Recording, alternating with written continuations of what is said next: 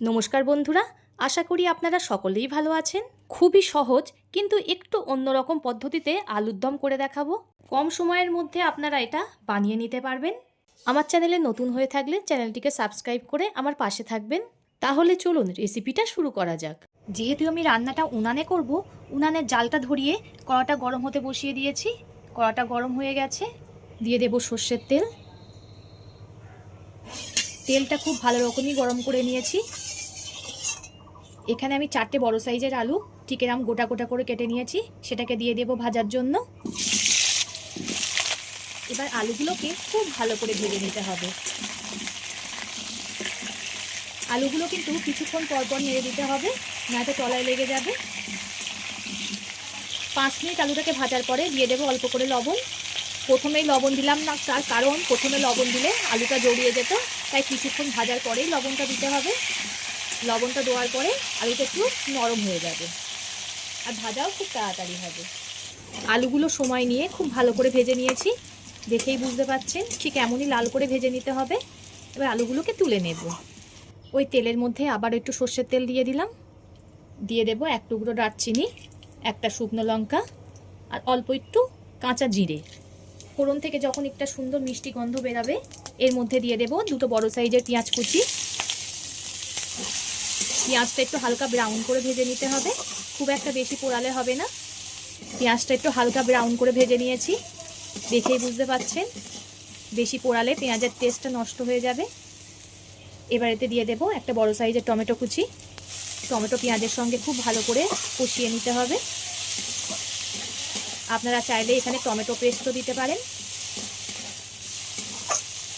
অল্প করে লবণ দিয়ে দিলাম, লবণটা দেওয়ার ফলে টমেটোটা তাড়াতাড়ি গলে যাবে। টমেটোটা ভাজতে ভাজতে দেখুন কত সুন্দর গলে গেছে।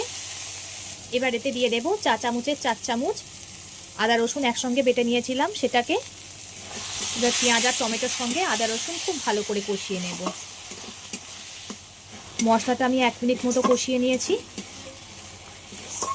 এবার এতে দিয়ে দেব স্বাদ মতো লবণ, পরিমাণ মতো হলুদ গুঁড়ো, দিয়ে দিলাম লঙ্কার গুঁড়ো। ঝালটা আপনারা স্বাদ মতো ব্যবহার করবেন।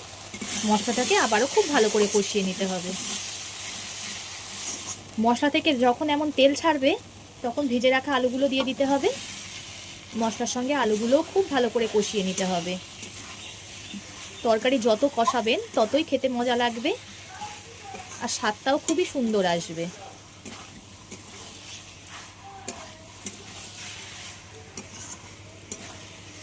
এই আলুর দমটা গরম ভাত, রুটি, লুচি, পরোটা যে কোনো কিছু দিয়েই খেতে পারেন, দারুণ লাগে। একবার হলেও ট্রাই করবেন। বন্ধুরা, কে কোথা থেকে দেখছেন আমাকে কমেন্ট করে জানাবেন। আপনাদের সুন্দর সুন্দর কমেন্ট করতে খুবই ভালো লাগে। এভাবেই আমাকে সাপোর্ট করে যাবেন। আপনারা সাপোর্ট না করলে আমি কখনোই এগিয়ে যেতে পারবো না। আর আমার চ্যানেলে নতুন হয়ে থাকলে চ্যানেলটিকে সাবস্ক্রাইব করে দেবেন। একটু ধিমে আছে খুব ভালো করে কষিয়ে নেব। এবার এতে দিয়ে দেব 2টো কাঁচা লঙ্কা, এই ছোটো চামচের 1/2 চামচ মতো ধনিয়া গুঁড়ো, দিয়ে দেব অল্প করে জিরে গুঁড়ো। যেহেতু আমি জিরে ফোড়ন দিয়েছিলাম তাই জিরের গুঁড়োটা অল্প করেই দিলাম। আবার একটু ভালো করে কষিয়ে নিতে হবে।